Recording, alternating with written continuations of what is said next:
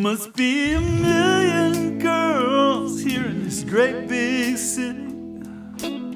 I know that one of them is just right for me.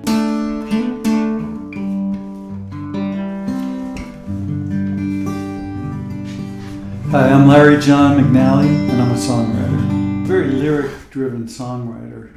Although I have full understanding of musical theory, and I love playing the guitar equally, almost separately.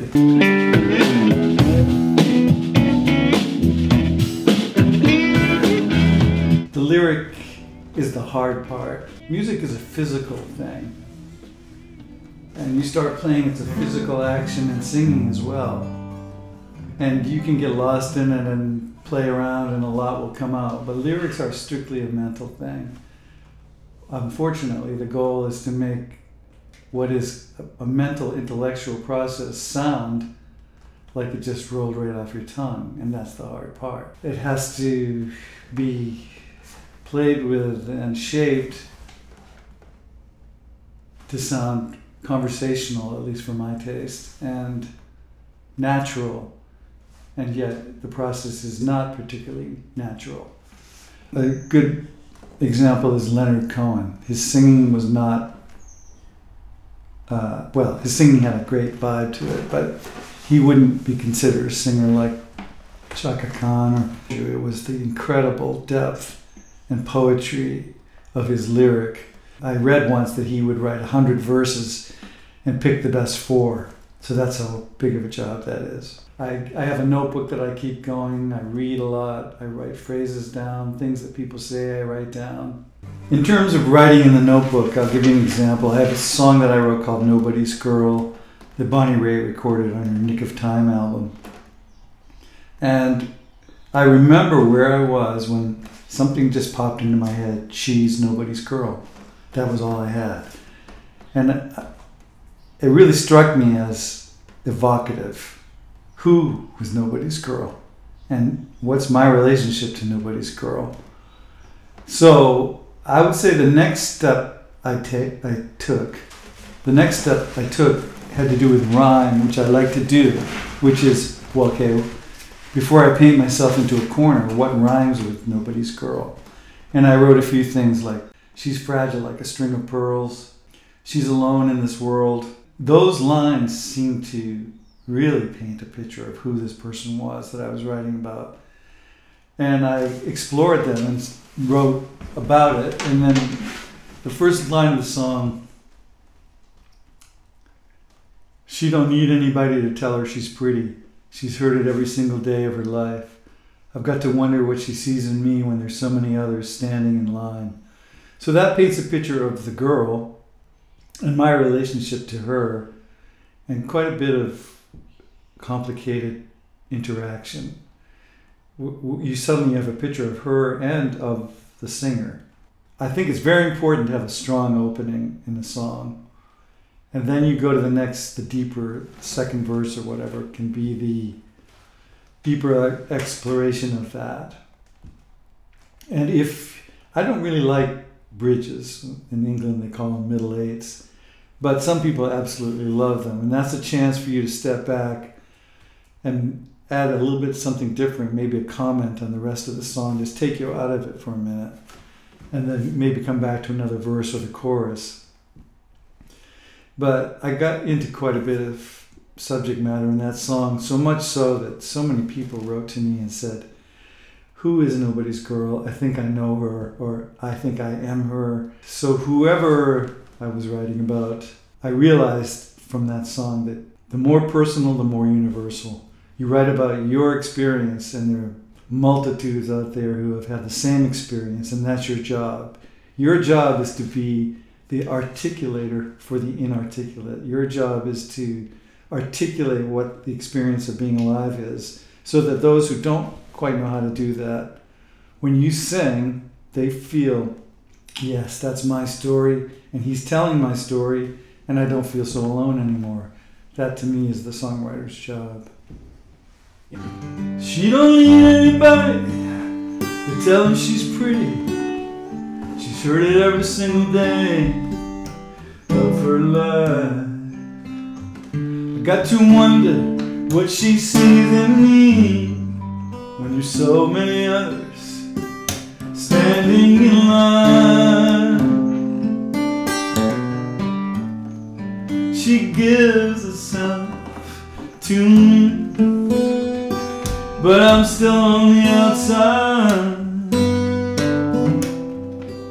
She's alone in this world. She's nobody's girl. She's nobody's girl. I think nobody's girl, sometimes I've thought, well, actually, the person I'm writing about, the nobody's girl, is actually myself. And funny enough, Bonnie Raitt had me change a few lyrics so that a girl could sing it, because she has a bigger fan base than mine. When I hear people sing it, they sing it her version, rarely my version. Mine was strictly a guy's version. The other day I was at a supermarket and they were throwing away the boxes that bring fruit and vegetables, and they all have beautiful artwork on them. And one of them was called The Lesser Evil, and I can't remember what it was, apples or something. And I thought, the lesser evil, no, that's something that really hit me, and I went home and wrote it in my notebook. And I don't know where I'm going to go with it, but it touched something in me. The feeling of, haven't you ever felt this feeling of, it's not what I want to do, but it's the lesser evil and I have to choose one, so I'm going to go there.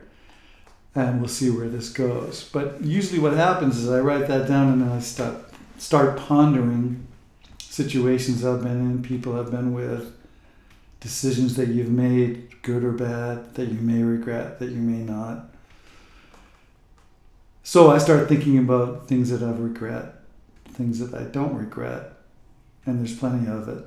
So the material starts to lead the song as opposed to me steering it. The material opens up things. I'll think about a particular situation that I heavily regret and write about it. And it may not even end up being called The Lesser Evil, but that just, a light bulb went off in my head when I saw that, and it opened the door. And in came song ideas. Why do I choose these lines to put in my notebook? And I think I choose them because unconsciously I'm trying to figure things out or express something. And the unconsciousness leads.